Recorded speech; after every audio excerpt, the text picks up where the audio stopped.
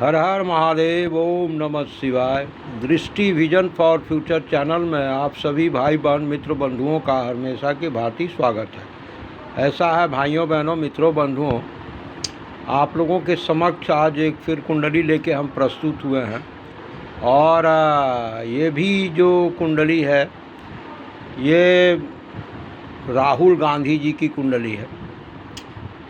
और ऐसा है कि देखना है कि भाई राहुल गांधी जी की कुंडली में ऐसे कौन से योग हैं, क्या है नहीं है, इसकी बात करेंगे। और आप लोगों से अनुरोध करते हैं, थोड़ा सा बैकग्राउंड में आवाज़ आ रही होगी क्योंकि देखिए बंगाल में थोड़ा इलेक्शन का माहौल है, जिस वजह से बैकग्राउंड में आवाज़ आ रहा होगा, तो थोड़ा आप लोग एडजस्ट कर लीजिएगा।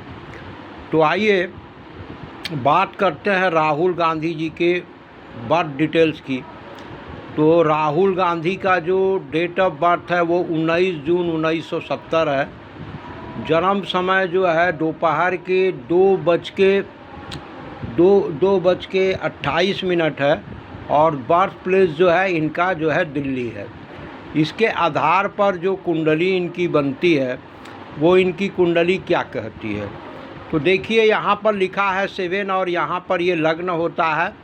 लग्न में गुरु बैठे हैं। गुरु किस भाव के? 3rd हाउस के स्वामी हैं और आपके 6th हाउस के स्वामी होके ये लगन में बैठ गए। ठीक है। चंद्रमा 9 नंबर डिजिट में लिखा हुआ है, यानी इनका तुला लगन धनु राशि है। ठीक है। अब देखिए इनके बारे में बड़ी विचित्र तरह की बातें होती हैं। लोगों ने इनको पप्पू बना दिया। इनके वो एक डायलॉग बड़ा वो ये रहा कि मैं एक ऐसा मशीन बनाऊंगा कि यहाँ से आलू डालूंगा और वहाँ से सोना निकलेगा। तो ये विचित्र तरह के ये बात करते हैं। इनकी बातें जो है इतनी हास्यप्रद क्यों लगती हैं, क्या कारण है? तो आइए भाइयों बहनों मित्रों बंधुओं देखते हैं इनकी कुंडली, इसका क्या रीज़न बनता है। तो देखिए भाइयों बहनों मित्रों बंधुओं, यहाँ पर ध्यान दीजिए। कुंडली का जो 5th हाउस होता है ये हमारे बुद्धि का, विवेक का, एडुकेशन का होता है। ठीक है। प्रेम का भी होता है, ये चिल्ड्रन हाउस भी है। अब यहाँ पर ध्यान दीजिए, देवगुरु बृहस्पति की 5म दृष्टि यहाँ पड़ रही है, 7म दृष्टि यहाँ पड़ रही है, 9वीं दृष्टि यहाँ पड़ रही है। ठीक है।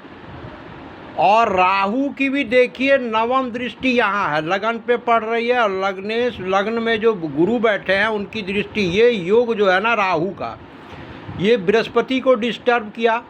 बृहस्पति हैं क्या? हमारे ज्ञान के, बुद्धि के कारक हैं। और ये दृष्टि योग जो है ना, राहु का काम है भ्रमित करना। ये भ्रमित करने का कार्य करता है राहु, है ना भाइयों बहनों मित्रों बंधुओं।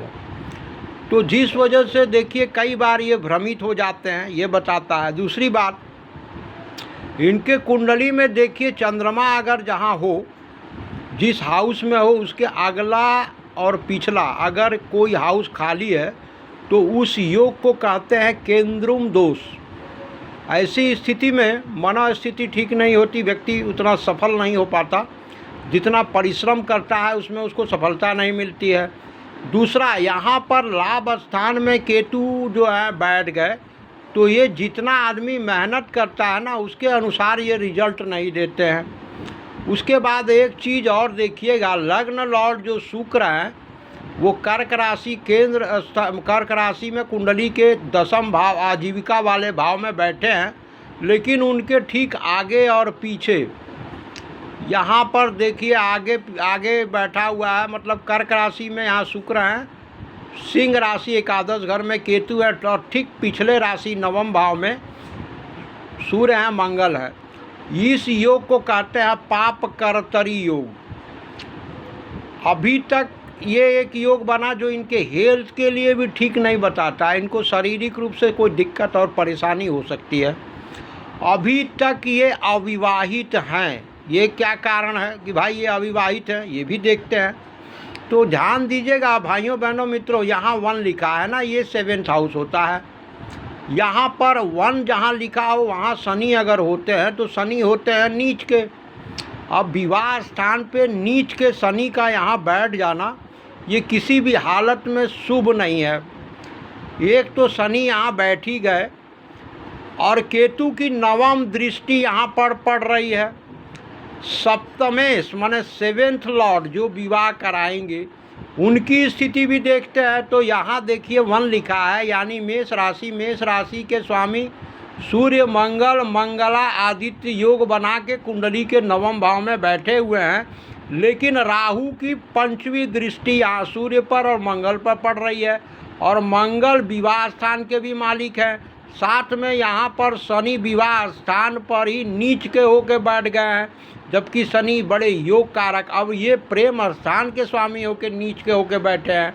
वैसे प्रेम विवाह का योग है, लेकिन अड़चन भी है, बहुत दिक्कत है, बहुत समस्या है, जिस वजह से अभी तक ये कुंवारे हैं।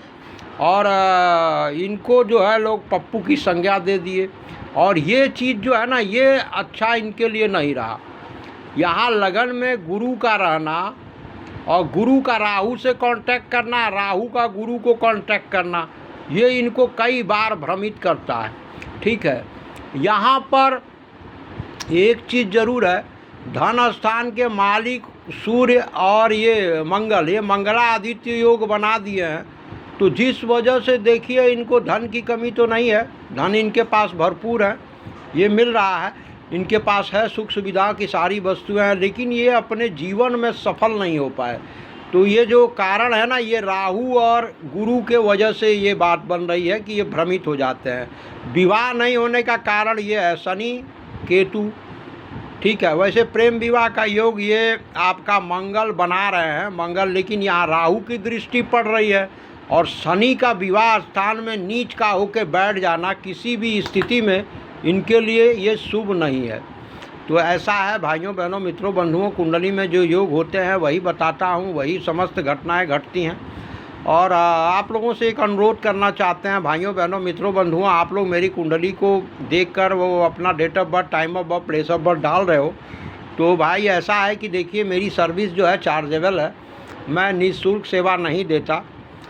डिस्क्रिप्शन में वो आप लोग मेरा नंबर, मोबाइल नंबर डाल रखा है, तो जिनको सेवा लेनी है वो उनसे मैं अपनी सर्विस चार्ज लेता हूँ, उसके बाद ही मैं सेवा देता हूँ।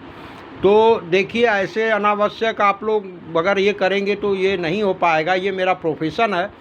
इसलिए निवेदन करेंगे कि जो इच्छुक हैं, जो सही में अपनी कुंडली दिखाना चाहते हैं, वही संपर्क करें, और निःशुल्क सेवा मैं नहीं देता। तो चलिए ऐसा है भाइयों बहनों मित्रों बंधुओं, आप सभी भाई बहन मित्र बंधुओं का कल्याण हो। अपने वाणी को यही विराम देते हैं, और आज के लिए आप वाणी को विराम देते हैं। सभी भाई बहन मित्र बंधुओं का कल्याण हो। हर हर महादेव, हर हर महादेव, हर हर महादेव।